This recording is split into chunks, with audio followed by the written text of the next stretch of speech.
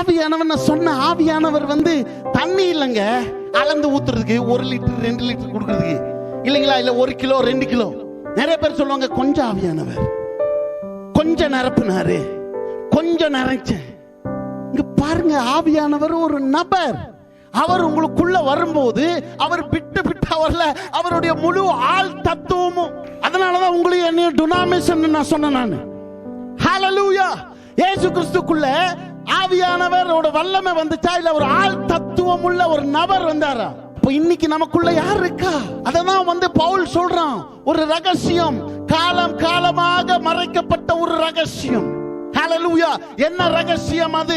இந்த மண்ணான மனுஷனுக்குள்ளே, இந்த மண் பாண்டத்துக்குள்ளே ஒரு மகிமையை பெற்றுக் கொள்ளுகிறோம். அந்த ரகசியம் காலம் காலமாக.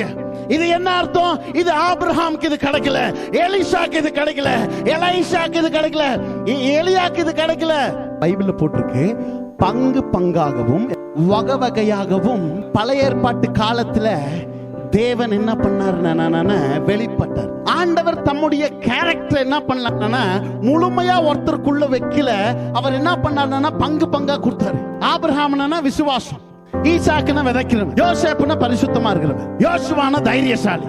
அப்போ எல்லாருக்குள்ளயும் என்ன இருந்தது? என்னன்னா தேவனுடைய ஒரு குணம் இருந்தது, இன்னொரு குணம் இருக்குல்ல. அப்படின்னா பங்கு பங்கா அவர் தம்மை என்ன பண்ணாருன்னா தம்மை வெளிப்படுத்தினார்.